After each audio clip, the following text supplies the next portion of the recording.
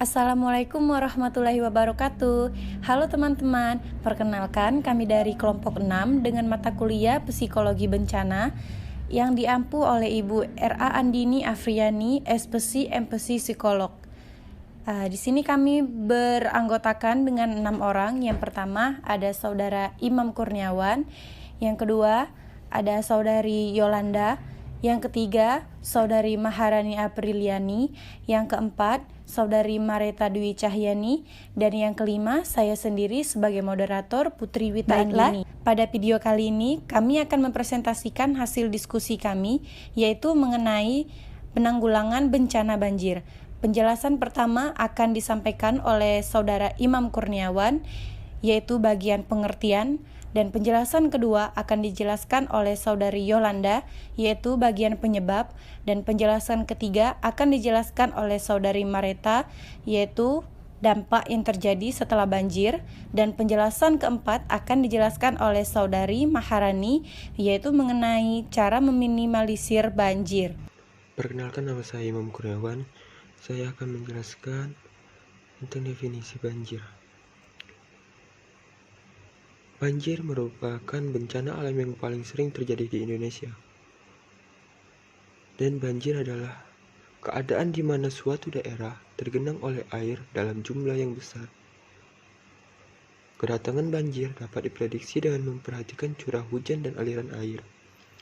Namun, kadangkala banjir dapat datang tiba-tiba akibat dari angin badai ataupun kebocoran tanggul yang biasa disebut banjir bandang. Penyebab dari terjadinya bencana banjir terdiri dari dua faktor, yaitu faktor alami dan aktivitas manusia. Secara alami, banjir terjadi akibat dari curah hujan, pengaruh fisiografis, erosi dan sedimentasi, kapasitas sungai, kapasitas drainase yang tidak memadai, dan pengaruh air pasang. Sedangkan faktor dari aktivitas manusia ialah perubahan kondisi DAS, kawasan kumuh, dan pembuangan sampah sembarangan, drainasi lahan, kerusakan bangunan, pengendali air, perencanaan sistem pengendalian air tidak tepat, dan rusaknya hutan.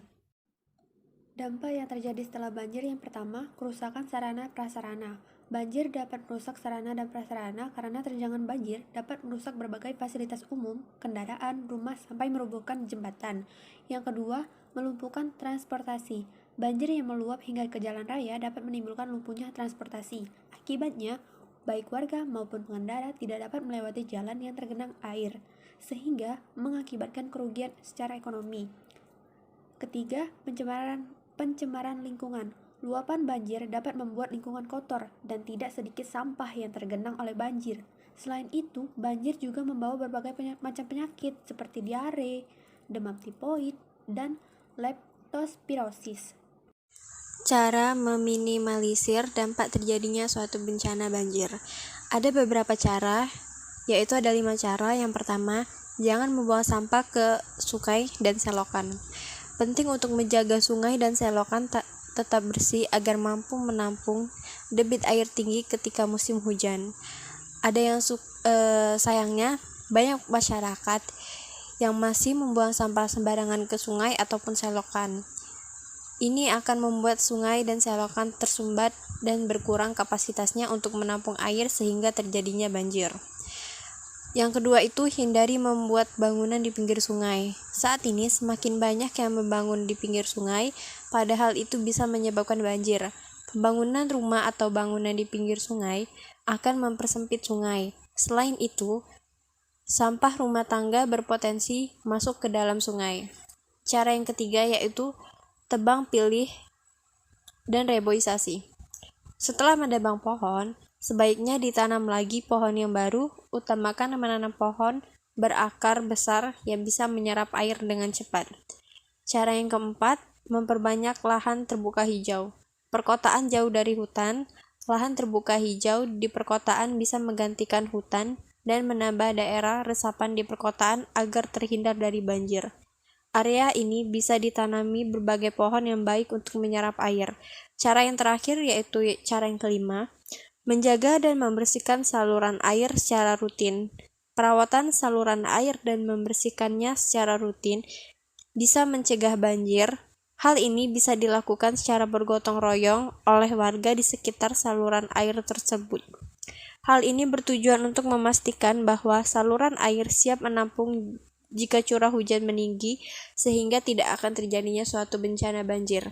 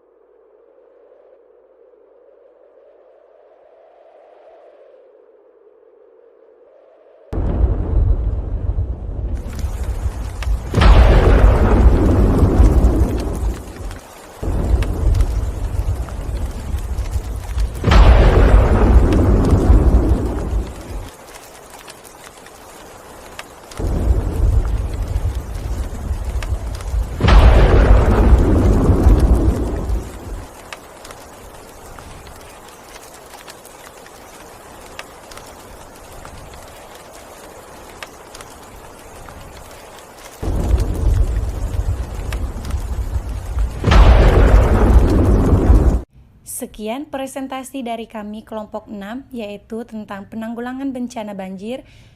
Semoga bermanfaat. Apabila terdapat kesalahan kata, kami mohon maaf. Kepada Allah kami mohon ampun. Terima kasih. Wassalamualaikum warahmatullahi wabarakatuh.